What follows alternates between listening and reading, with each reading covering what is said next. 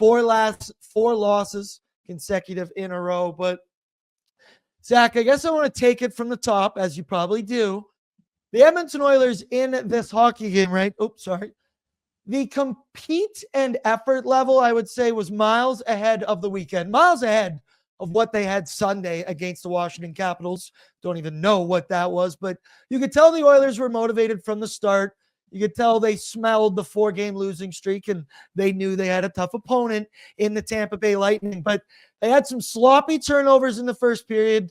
I shit you not, it wasn't even a minute into that hockey game. Evan Bouchard turned one over behind the net. Shout out Stuart Skinner, because he did make the big save. And for a number of moments there in the beginning of that first period, Stuart Skinner was on his game. But the more it went along in the first, felt like a little bit of a boxing match, right? A feeling out process between these two teams. The Oilers, knowing who they're playing against, trying to tread lightly, not turn the puck over like one Evan Bouchard was doing it. But everything felt better in that first period, right? The effort I mentioned, the Oilers, they were checking harder, defended better. The goaltending was way better. Stuart Skinner had an awesome start into this hockey game. You get the 1-0 lead on a Leon Draisaitl give and go, simple, untouched power play goal. I don't know what the hell the Tampa Bay Lightning were doing on that one.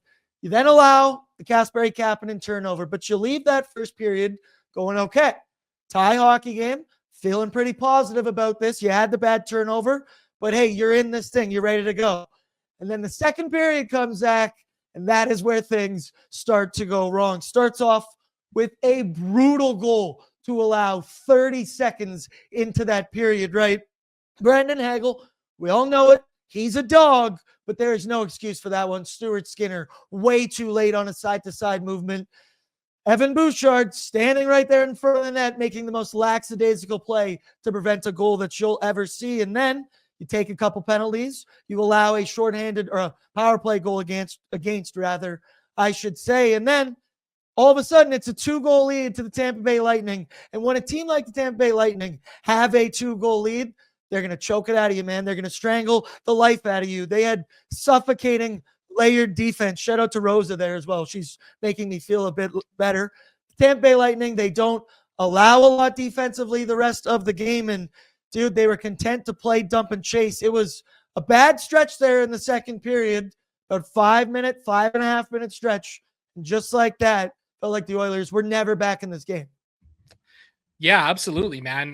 That's kind of the way that I felt about this one too. Like there was some good moments for the Oilers in this game. I thought they had a good first period, and the way they started the second, I mean, that was just so frustrating to see on essentially, the first shift of the game, right? For the Lightning to be able to come out and score the way that they did on a goal like that, just crashing the party. It was disappointing to see. There's no other way to put it, right? I mean, Skinner doesn't get across quick enough. He's not able to stop the wraparound attempt there. Bouchard, yeah, I mean, I guess you'd like to see him with a bit of a harder play there. Kind of coasted past Brandon Hagel there, but it felt like there was moments for the Oilers to kind of get themselves back into this game. They just didn't really take advantage of them. One interesting thing that I was just kind of thinking about as the show kind of started here, like, it's really felt like the Oilers have just not been shooting the puck a whole lot here as of late, right? And I mean, you take a look at this game here, right? 9 shots in the first, 10 in the second, 5 in the third, 24 shots on goal in total. Like that's not anything conducive to success for this team. And even when you go back and look at these last 3 games, the Edmonton Oilers blue line has taken 33 shots on goal. The entirety of the Edmonton Oilers forward group has taken 34 shots on goal over that time. The forwards are just absolutely allergic to shooting the puck right now. It's frustrating to see. It's disappointing to see. They're going to turn it around at some point here.